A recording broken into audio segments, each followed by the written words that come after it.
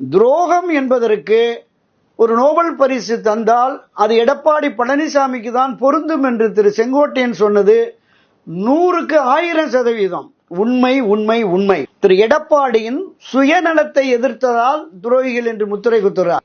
தான் கட்சி, நான் எடுப்பதுதான் முடிவு, எனக்கு எல்லோரும் கட்டுப்பட வேண்டும் என்று சொல்லுகிறார். சரி, கட்சியின் பொதுச் செயலாளர் அவருக்கு கட்டுப்பட்டு செல்லலாம். அப்படி கட்டுப்பட்டு செல்லுகிற போது கட்சி என்ன நிலைமையில் இருக்கிறது? இதை நாங்கள் 50-52 ஆண்டுகளாக வளர்த்தெடுத்த இந்த கழகம் இன்று ஒரு சரிவை, பின்னடைவை சந்தித்திருக்கிறதே.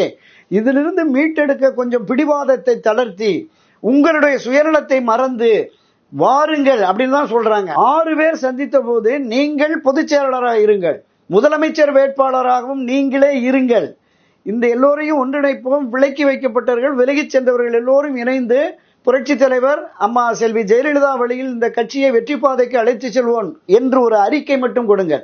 இந்த அறிக்கையை நாங்கள் 6 பேரும் எடுத்து சென்று திரு ஓபிஎஸ் அவர்களையும் திருமதி சசிகலா அவர்களையும் சமாதானப்படுத்தி இந்த நாம் எடுக்கிற இந்த நிலைப்பாட்டுக்கு அவர்களை உடன்பட வைக்கிறோம் என்று சொன்ன போதும், ஏங்க வேண்டாம் வேண்டாம், அவங்க வந்தா பிரச்சனைன்னு சொல்றேன், திருப்பி அதே சொல்லிட்டு இருக்கீங்க, வேணா நீங்க கூட அங்க போயிருங்களேன், இந்த வார்த்தையை சொல்லி இருக்கிறார்.